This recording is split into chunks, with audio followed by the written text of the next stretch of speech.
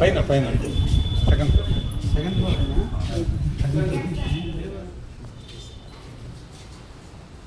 గాలి బాగుంది, కింద హాయిగా ఉంటుంది.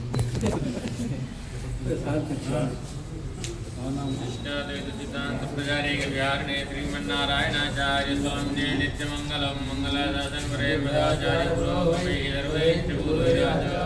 నష్టం ఏమిటి? రాబోయే కాలం రేపు శనివారం ఏమవుతుంది? ఏకాదశి, తొలి ఏకాదశి. దాన్నే శయన ఏకాదశి అని పిలుస్తారు. పరమాత్మ వైకుంఠంలో పవళించి ఉండేటటువంటి రోజులు 4 మాసాలు అంటారు. కార్తీక ఏకాదశి వరకు అనమాట. కానీ పౌర్ణమి దాకా చేస్తాం మనం. లేవగానే నిద్ర నుంచి పక్క నుంచి లేవం కదా, ఆ రోజు కళ్ళు తెరుస్తాడు, పూర్తిగా లేచేది పౌర్ణమి రోజు అనమాట. అందువల్ల చాతుర్మాస్య దీక్ష చాలా గొప్ప మాసం, గొప్ప కాలం కూడా. భగవంతుడు యోగ నిద్రలో ఎక్కడ ఉంటాడు? ఎక్కడ? వైకుంఠంలో కదా, మనందరి హృదయాల్లో కూడా ఉంటాడు. అందుకని ఈ చాతుర్మాస్య కాలంలో లోపలున్న ఆయనకి ఆ యోగ భంగం కలగకుండా చేయాలి. అంటే మామూలు నిద్రపోయేవాడిని అయితే లేకపోతే భంగం పరచకూడదు. దొంగ నిద్రపోయేవాడికి ఏ భంగపరుస్తుందని చెప్పండి. అంటే అయింది యోగ నిద్ర అంటే మనలాంటి నిద్ర కాదు, మన గురించి ఆలోచిస్తాడు. నిద్రపోతున్న శత్రువులు కూడా ఆయన దగ్గరికి రాలేరు. సుఖసుప్త పరంతప అంటది రామాయణం. సుఖంగా నిద్రపోతున్నట్టు ఉంటాడు, కానీ శత్రువులు ఎవరు ఆయన దరిచేయలేరు. సింహం నిద్రపోతుంది, దాన్ని అలా వెళ్ళి చూలు అనగలరా? కుక్క పిల్ల దగ్గరికి వెళ్ళడానికి భయం, సింహం పిల్ల దగ్గరికి ఏమవుతుందని చెప్పండి. అలాంటి యోగ నిద్రలో భగవంతుడు ఉంటాడు. ఎవరైనా శత్రువులు దరి చేరడం కష్టం, మరి భక్తులు ఎప్పుడైనా వెళ్ళచ్చు. కానీ నియమం ఏంటంటే ఈ చాతుర్మాస్య కాలంలో భగవంతుని నిద్రకి భంగపరచకుండా కొన్ని పనులు చేయాలి అంటారు. వ్రతం చేయాలి అంటారు. చేద్దాం చాతుర్మాస్య వ్రతం, దీక్ష ఎవరైనా చేయొచ్చు. పిల్లలు చేయొచ్చు, పెద్దలు చేయొచ్చు, అందరు చేయొచ్చు. ఏం చేయాలి? 2 మితంగా ఆహారం తినాలి, గట్టిగా అరవకూడదు. టీచర్ కేకలిస్తే చెప్పాలి. ఏంటంటే నిద్రపోతున్నాడు, గాడ్ డోంట్ డిస్టర్బ్ అని చెప్పచ్చు. ఏమండి యోగ నిద్రలో ఉంటాడు పెరుమాడు. మా పెద్దలంతా కీర్తిస్తుంటారు వాళ్ళు స్వామి పనిక్కడలిల్ పల్లి కోణై పజగ విట్టోడి వందు ఎన్ మనక్కడలిల్ అంటారు ఆళ్వాళ్ళు. స్వామి వైకుంఠంలో పాలసముద్రంలో చక్కగా శయనించుంటావే నువ్వు, సూర్యుని మండలంలో నిద్రించుంటావే. అలాంటి నువ్వు అవన్నీ కాదని ఎన్ మనక్కడలిల్ నా మనస్సు అనే సముద్రంలో వచ్చి నువ్వు శయనించావా, ఎంత కృప నీకు అని పరమాత్మ గురించి పాడతారు. పరమాత్మకి భక్తుల హృదయాలంటే ఇష్టం. అందుకని ఆయన హృదయంలో అందరి హృదయాల్లో ఉంటాడు. ఆలోచిస్తాడట, ఏం చేస్తాడు వీడు అని అబ్జర్వ్ చేస్తాడు. మంచి పనులు చేస్తే మార్కులు వేస్తూ వెళ్ళిపోతాడు. మరి మంచి పనులు చేయడం అంటే ఏంటి చెప్పండి? మిమ్మల్ని మంచి పనులు ఏంటి? భక్తితో పూజ చేయడం, చేతిలో ప్రసాదం పెట్టుకుని తినడం, ఇవే మంచి పనులు.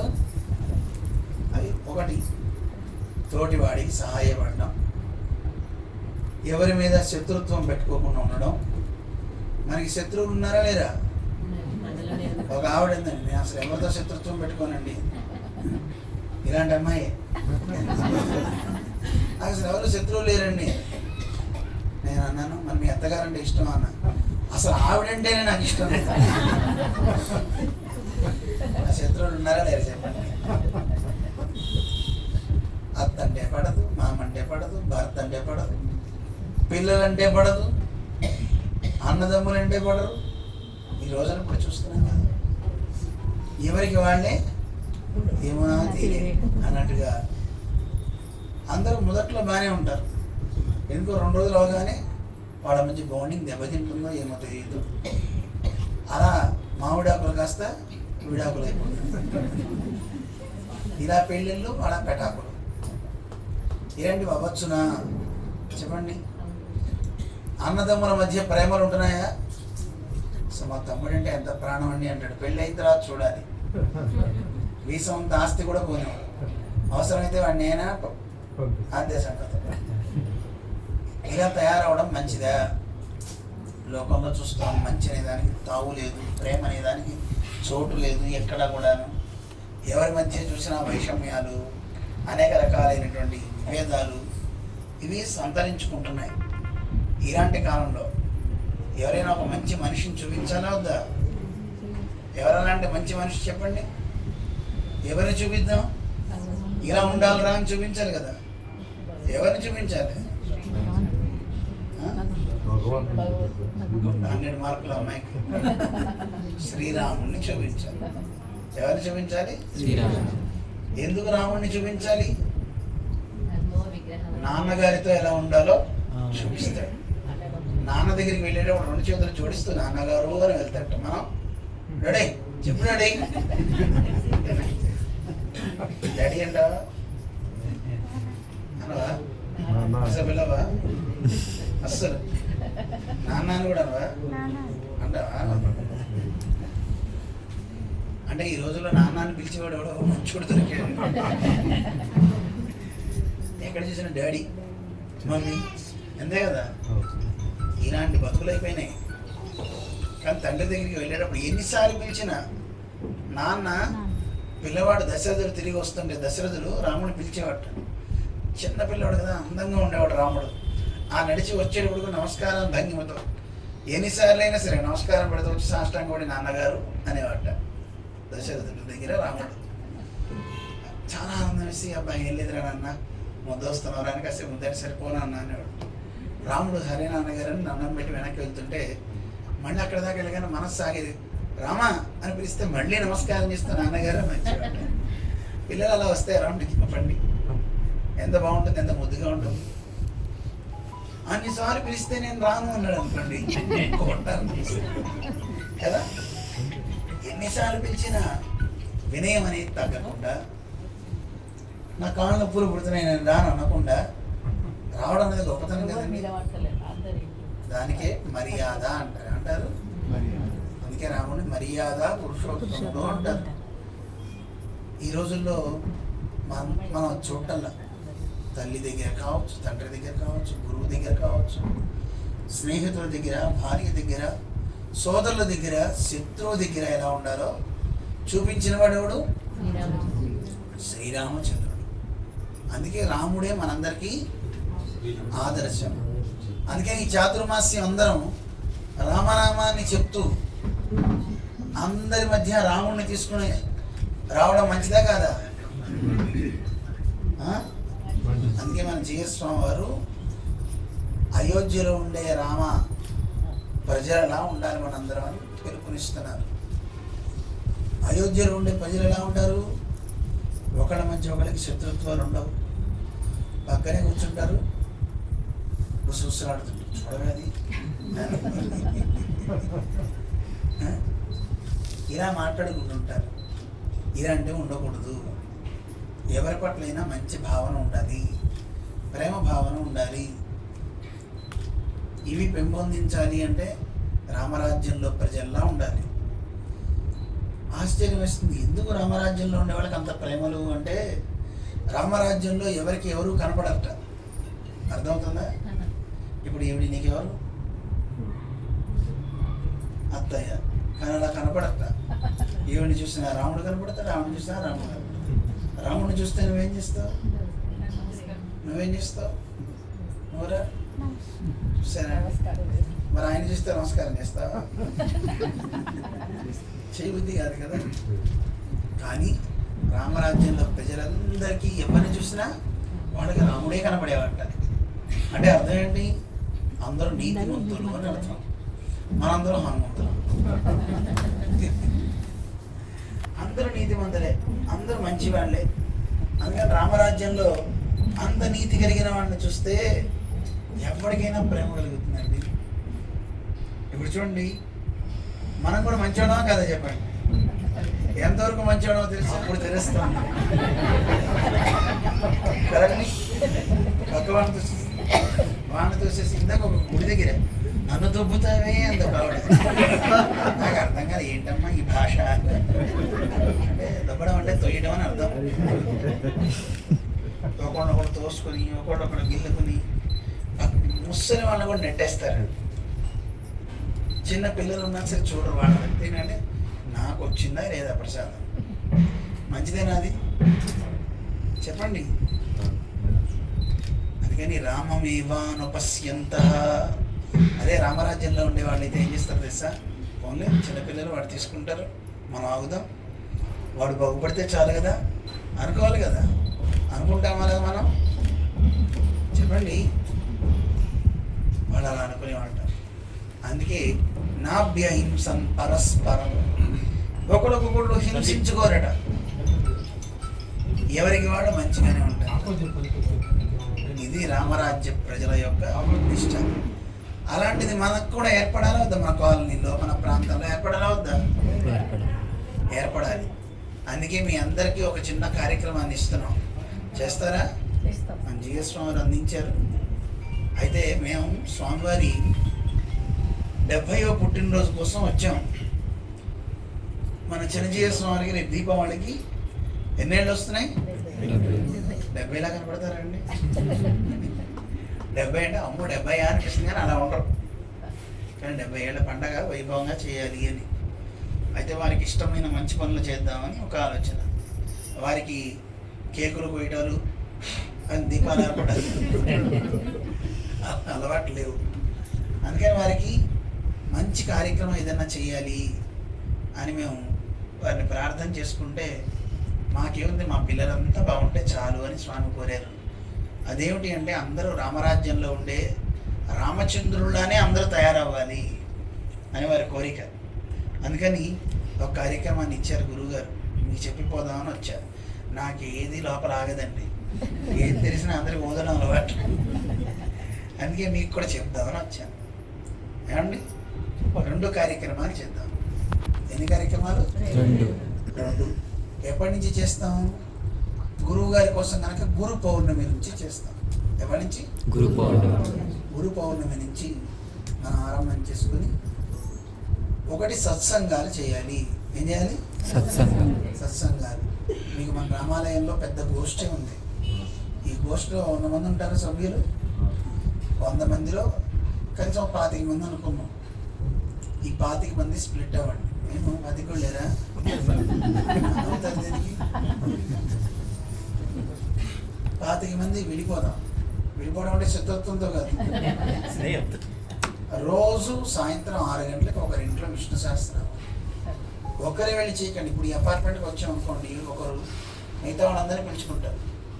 అందరూ కలిసి పారాయణం విష్ణు సహస్రనామం చేయాలి సాయంత్రం 6 గంటలకి. అర్థమైందే? అయితే విష్ణు సహస్రనామం చేసేటప్పుడు ఎలా చేస్తారు? మనం చదివితే 5 నిమిషాల్లో పూర్తి చేసి పక్కన పెట్టేస్తాం. ఇప్పుడు చూడండి, ఏదైనా చదవంటారా నాయన శ్లోకం? మీకు వచ్చిన శ్లోకం శుక్లాం వరదం చదవండి తొందరగా.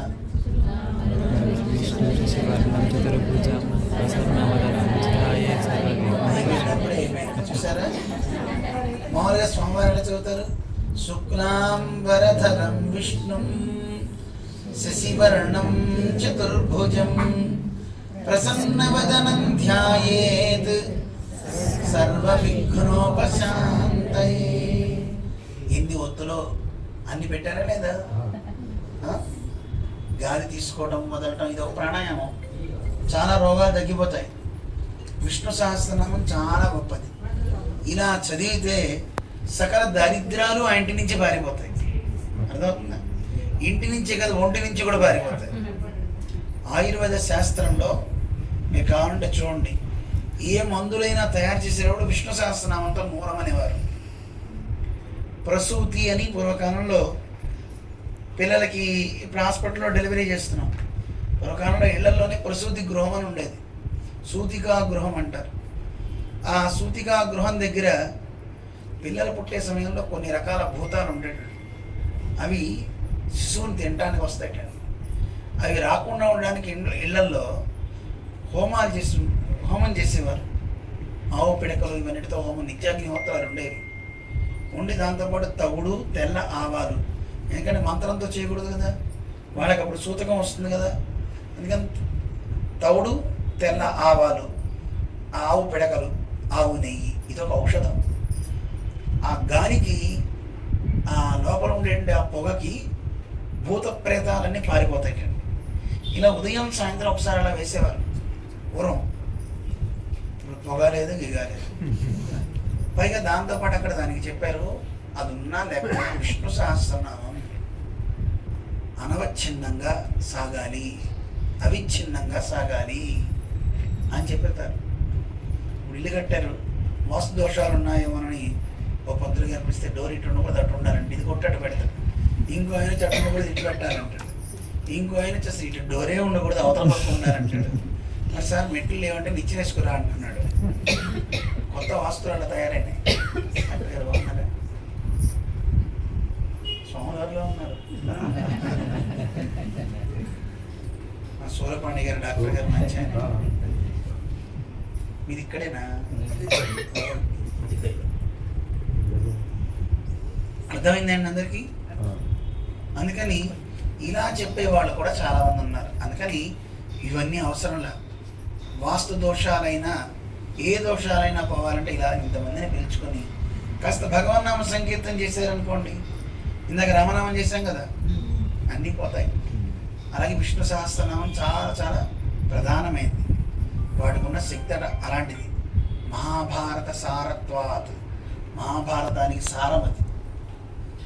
వేదాచార్య సమాహారాత్, వేదాచార్యుడి అయినటువంటి ఎవరైనా రేపు రాబోతుంది వ్యాసుడు, ఆయన లోకానికి అందించాడు. ఋషిభి పరిగానత, ఋషులందరూ కీర్తించారు. సరే, ఇంకా చాలా ఉన్నాయనుకోండి, 6 అర్థాలు.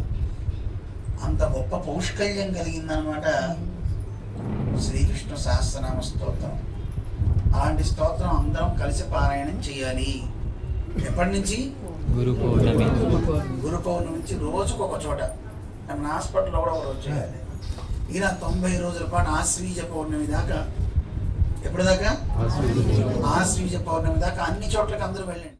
మేము అందరికీ చెప్తున్నాం, ఒత్తులు బాగా పెడితే మనకి విత్తులు బాగా వస్తాయి. అంతే కదా. ఇందాక కాండ ఒక ఉదాహరణ కూడా చెప్పాం. స్వజనులారా అనండి. ఒక్కొక్కరితో పలికిస్తే తెలుస్తాయి. స్వాబదులు ఒక ఆవిడ స్వజనులారా, అర్థం మారిపోతుంది. ఏమవుతుంది? స్వజనులారా అంటే నా పిల్లలారా అని అర్థం. స్వజనులారా అంటే కుక్క పిల్లలారా. చూడండి అర్థం ఎంత మారిపోతుంది ఒక చిన్న పదం. ఇలాగే సకృత్ చెప్పండి. సకృత్ మళ్ళీ సకృత్ అని చెప్పేస్తున్నారు ఉన్నారు.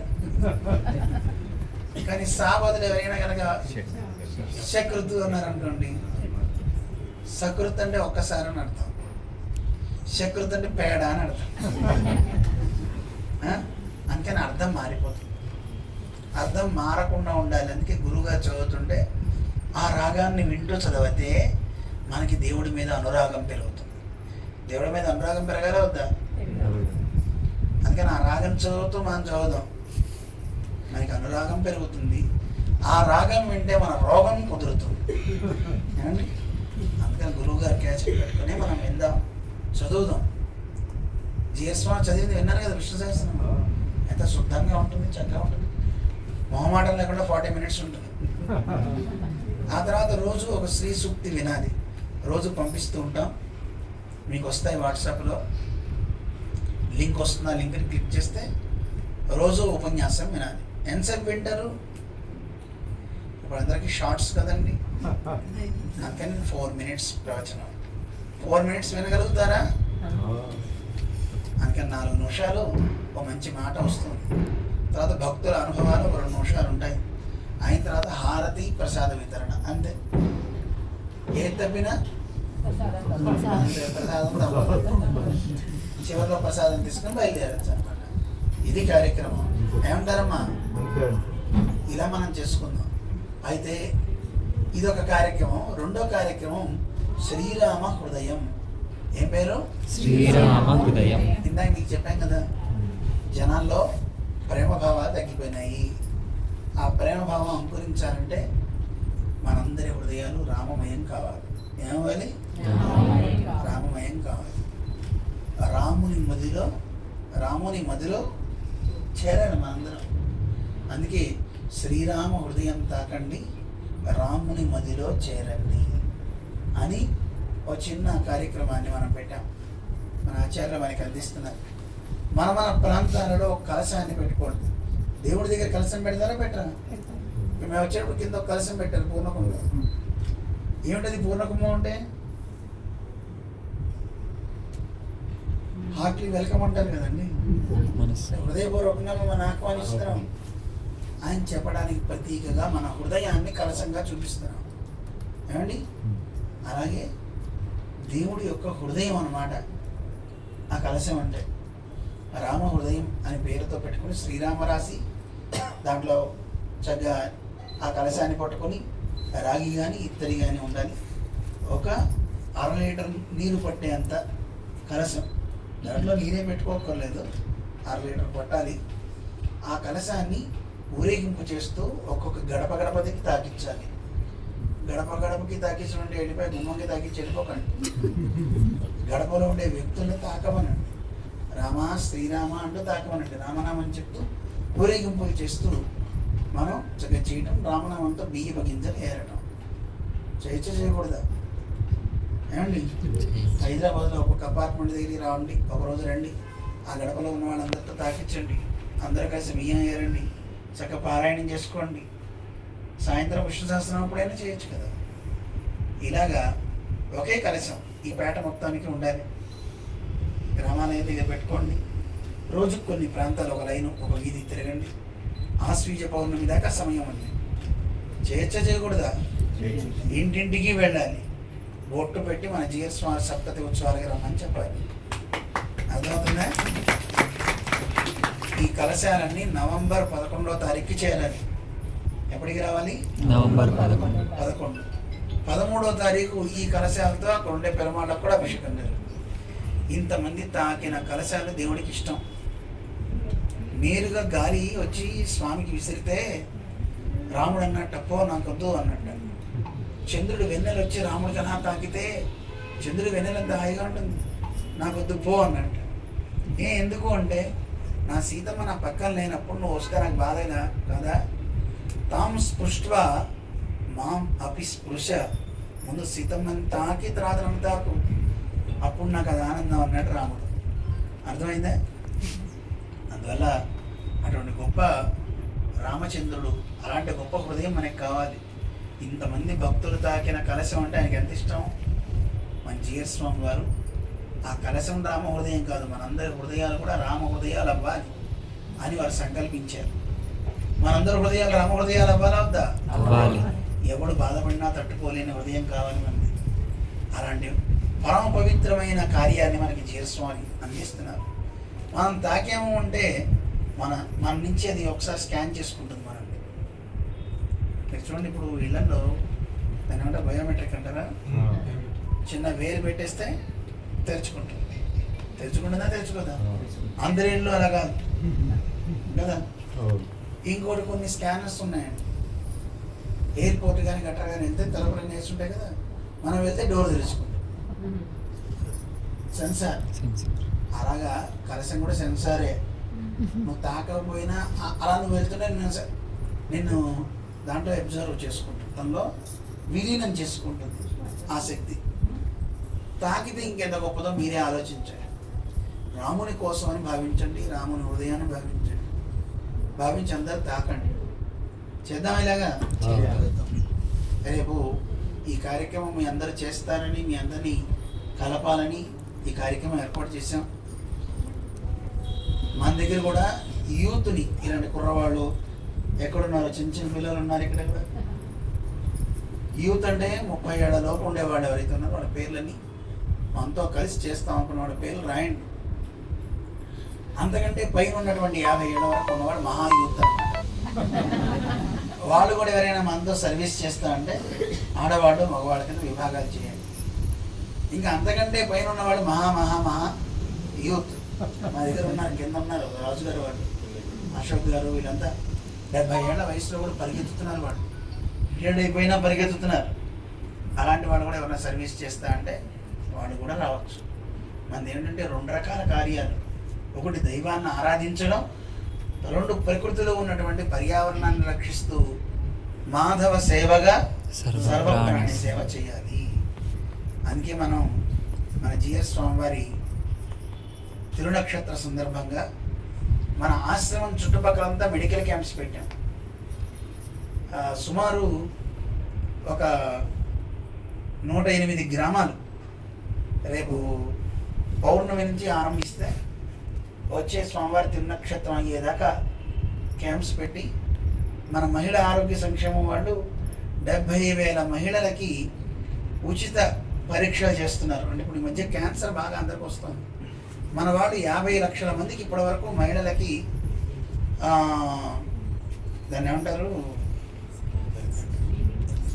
స్క్రీనింగ్ చేయరా, దాని మీద ఒక అవగాహన కలిగించారు, అవేర్నెస్ క్రియేట్ చేశారు. స్క్రీనింగ్ చాలా మంది కూడా జరిగింది. ఇప్పుడు దాంతోపాటు ఇప్పుడు 70,000 మందికి స్క్రీనింగ్ చేస్తున్నారు.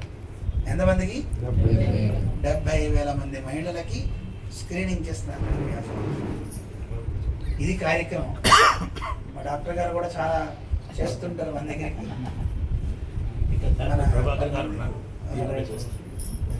బాగుంది, సంతోషం ఉంది.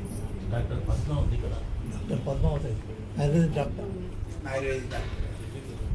బాగుందమ్మా, సంతోషం. మన సూరపాణి గారు మా దగ్గర జిమ్స్లోకి వచ్చి చేస్తుంటారు సర్వీస్. అప్పటి నాకు ఇచ్చిన అంటే పెద్ద పెద్ద హాస్పిటల్స్ ఉన్నాయి కనుక వాళ్ళకి ఇచ్చాం, సర్వీస్కి వస్తున్నారు చుట్టుపక్కల గ్రామాలకి. అలా మనం చుట్టుపక్కల కూడా చేస్తున్నాం. మనం ఎందుకంటే మన చుట్టూ ఉన్న కార్యక్రమం మనం బాగా చేసుకుంటే ఆ తండాల్లో ఉన్న వాళ్ళకి వీళ్ళకి చేస్తే బాగుంటుందని ముందు అలా ఏర్పాటు చేసుకుందాం. మంచి కార్యక్రమా కదా? ఇలాంటి విరివిగా ఇంకా ఇంకా చేయాలి. పేదవాళ్ళు ఎవరైనా ఉన్నారు, వాళ్ళకి హెల్ప్ అందరూ కలిసి చేయొచ్చు కదా, తృణమగుణం వేసి. ఎంతమంది మీలో ఆయన ఇంట్రెస్ట్ ఉంది?